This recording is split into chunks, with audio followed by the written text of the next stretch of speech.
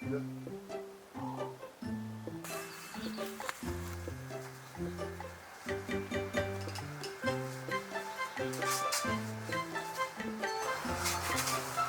菜类，好屌啊，很嫩的。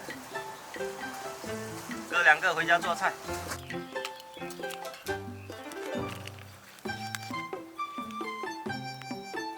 最近家里的菜很多，要不要来帮忙吃？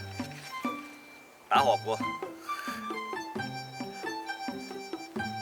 网友说最近伙食会蹭蹭的往上涨，多做几期蔬菜。今天白灼生菜，田里拔了2个不要钱的生菜，还有几个蒜头，1小节红辣椒。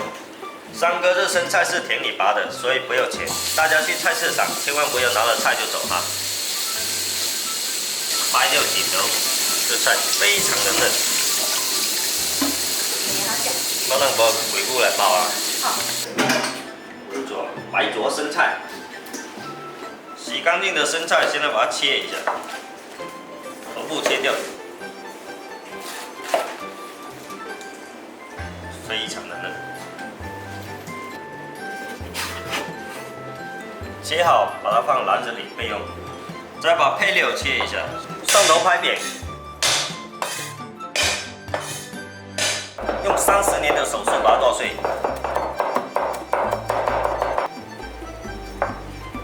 来点红辣椒，切好的配料来淋点热油，爆出香味。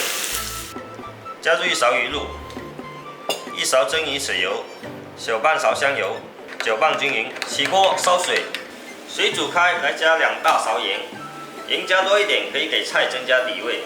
再加点油，油可以使菜色更明亮，油要稍微多一点。这个水切记也要多一点，才能够保持温度。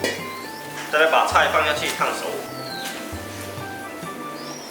大火灼，水多菜才均匀，不要焯得太久，30秒左右就可以了。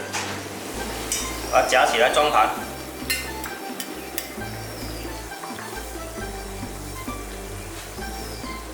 把酱料淋上去，